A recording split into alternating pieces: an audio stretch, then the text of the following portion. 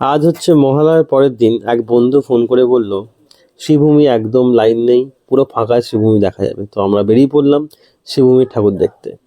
তো finally bike নিয়ে Howrah bridge cross করে এলাম গিরিশ পার্কের কাছ দিয়ে যাচ্ছিলাম। এখানে একটা ঠাকুর আমার চোখে পড়লো, প্যান্ডেলটা আমার খুব ভালো লাগলো। তো প্যান্ডেলটার ভেতরে ঢুকলাম এবং প্যান্ডেলটা কত সুন্দর, একদম গিরিশ পার্কের আগেই এই প্যান্ডেলটা আমি দেখতে পেলাম। আগে কখনো এই ঠাকুর আমি দেখিনি, এই প্রথম দেখলাম। মানে ঠাকুর হয় প্রতি বছরই, কিন্তু আগে কখনো ঢুকিনি ভেতরে। তো আমি ভেতরে ঢুকলাম। এটা হচ্ছে জোড়াসাঁকো জোড়াসাঁকো দুর্গোৎসব সাধারণ দুর্গোৎসব কমিটি। তো ভেতরটা আমার সত্যিই খুব ভালো লাগলো, ঠাকুরটা জাস্ট অসাধারণ ছিল। ঠাকুরটা এত সুন্দর, চিন্তার বাইরে। তো ভেতরের লুকসটাও খুব সুন্দর লেগেছে আমার। পুরো ভেতরটা খুব সুন্দরভাবে কারুকার্য করা, মানে প্যান্ডেলের ভেতরে। এবং ঠাকুরটা তো যতই বলা যায় ততই কম। তো এখানে বেনারসের প্রকৃতি তুলে ধরা হয়েছে, যেরকম গঙ্গার পাড়ে বসে সাধুরা পুজো করে সেম জিনিস। এবং একটা ঠাকুর দালানও এখানে সুন্দরভাবে করা আছে। গঙ্গার পাড়ে বসে সাধুরা যেরকমভাবে পুজো করে, এছাড়াও এখানে শিব যার আরাধনা করে সে এখানে শিবের মূর্তিও দেওয়া আছে। এছাড়াও এখানে আপনি দেখতে পাবেন সীতা, রাম, লক্ষ্মণ ছবি সাইডে করা আছে। মানে একটা ঠাকুর দালান এবং গঙ্গা আরতি দুটোই একসঙ্গে করা আছে। এবং এটাও করা আছে যে পুরনো পৌরাণিক যে দেবদেবীগুলো আছে সেগুলো এখানে কিছুটা ছোঁয়া দেওয়া আছে। সব মিলিয়ে আমার তো বেশ ভালো লেগেছে। তো যেটার জন্য যাওয়া, ঠাকুরটা তো আমার খুব ভালো লাগলো। এবার নেক্সট শ্রীভূমি। তো শ্রীভূমিতে পৌঁছে গেলাম। শ্রীভূমির সামনে সত্যি একদমই ফাঁকা ছিল। তো শ্রীভূমি স্পোর্টিং ক্লাব, এখানে লাইটিং দেখতে পাচ্ছেন। আর এখানে শ্রীভূমি স্পোর্টিং ক্লাবের গেট। তো আমি ভেতরের দিকে প্রবেশ করছি। দেখুন, এটা মহালয়ার পরের দিন, এখন বাজে রাত্রি 10টা। 10টার সময় একদমই ফাঁকা। তো ভেতরের দিকে আমি যাচ্ছি, রাস্তাঘাট দেখুন একদমই, যে শ্রীভূমির যে মহালয়ার দিন যে উপচে পড়া ভিড় ছিল সেটা একদমই নেই। বৃষ্টি হয়েছে তারও সেটাও একটা কারণ। তো ভেতরটা দেখুন, আমি প্রায় একদম প্যান্ডেলের সামনে চলে এসেছি, প্রায় ফাঁকাই বলা যেতে পারে। কিন্তু প্রবলেম একটাই, মহালয়ার পরের দিন রাত্রি 10টায় আমরা পৌঁছানোর সময় শুনলাম 1-1.5 ঘন্টার জন্য এখানে গেট বন্ধ করা আছে। তার কারণ এখন একটা প্রোগ্রাম হবে। তো দেখুন,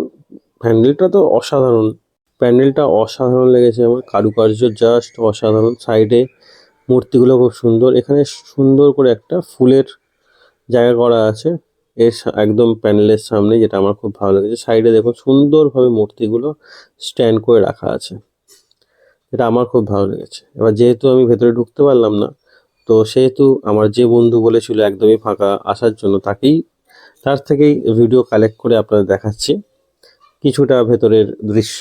সেটা আমার সঙ্গে শেয়ার করেছিল, আমি আপনাদের সঙ্গে শেয়ার করছি, কারণ আমি ভেতরে ঢুকতে পারিনি। আমার মতো প্রচুর দর্শনার্থী ভেতরে ঢুকতে পারেননি।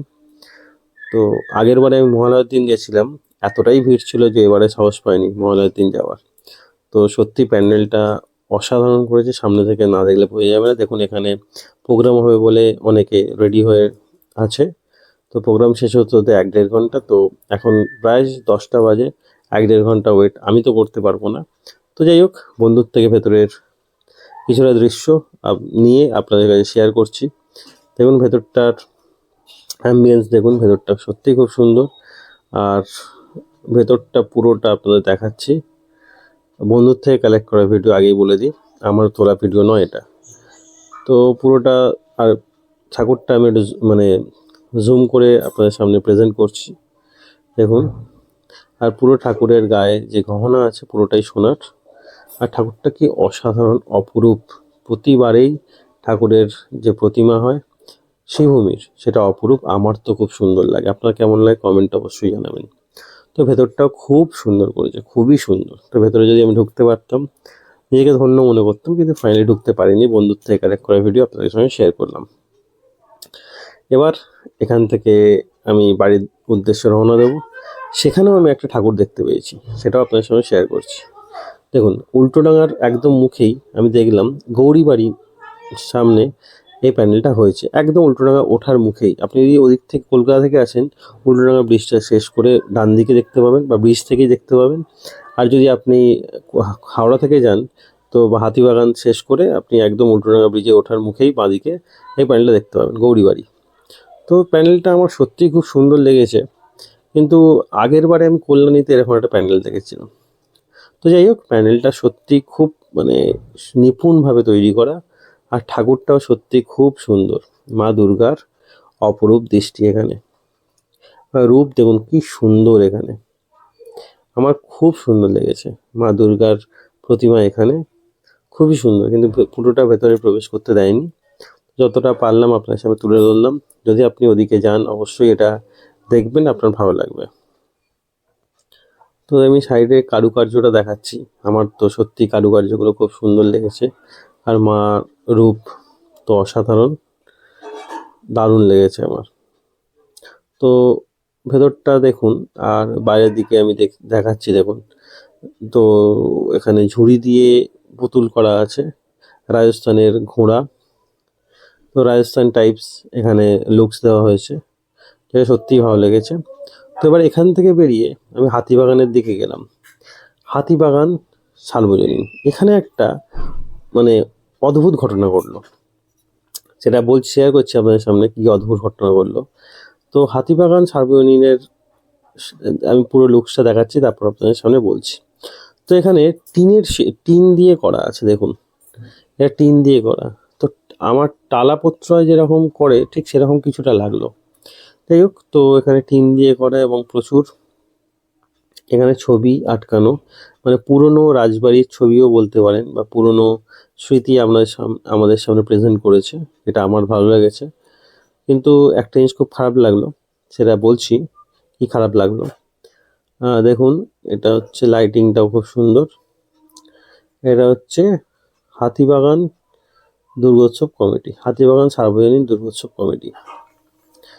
তো এখানে আমি সামনে গেলাম, সামনে গিয়ে জানতে পারলাম এখানে আবার টিকিট করা আছে। এইটুকু যাওয়ার জন্য টিকিট করা আছে। কত টাকা? 1800 টাকা পার টিকিট। তো যেহেতু উদ্বোধন হয়নি, উদ্বোধনের আগে দেখতে গেলে 1800 টাকা লাগে পার টিকিট। আমার জানা ছিল না, এই প্রথম জানলাম। যাই হোক, তো কমিটির তরফ থেকে বলা হলো 5 তারিখ 6টার পর থেকে সর্বসাধারণের জন্য খুলে দেওয়া হবে। মানে মানে 3 তারিখ আমি গেছিলাম মহালয়ার পরের দিন, এবং 5 তারিখ 6টার পর সর্বসাধারণের জন্য খুলে দেওয়া হবে। এখন দেখতে গেলে 1800 টাকা টিকিট কাটতে হবে। আমি তো মানে কল্পনাই করতে পারিনি এরকমও কোনো কর্তৃপক্ষ বলতে পারে। দুর্গা ঠাকুর দেখার জন্য টিকিট লাগে বলে আমার জানা ছিল না, এই প্রথম দেখলাম। আমি আগেও একটা ভিডিওতেও দেখেছি যে টালা প্রত্যয় মন্টি রয় ভিডিও দিয়েছিল, তো এখানেও সেম কেস। যাই হোক, কি আর করা যাবে, 5 তারিখ 6টার পরই এটা আবার দেখবো, আবার আপনাদের সামনে ভিডিও নিয়ে আসবো। তাই আজকের ভিডিও এতটাই। ভিডিও ভালো লাগলে একটা লাইক অবশ্যই দেবেন, এরকম আরও ভিডিও পেতে চ্যানেল সাবস্ক্রাইব করে পাশে থাকা বেল আইকনটি অবশ্যই বাজিয়ে দেবেন। দেখা হচ্ছে পরের ভিডিওতে, ততক্ষণ যেন ভালো থাকুন, সুস্থ থাকুন। ভিডিও দেখার জন্য ধন্যবাদ।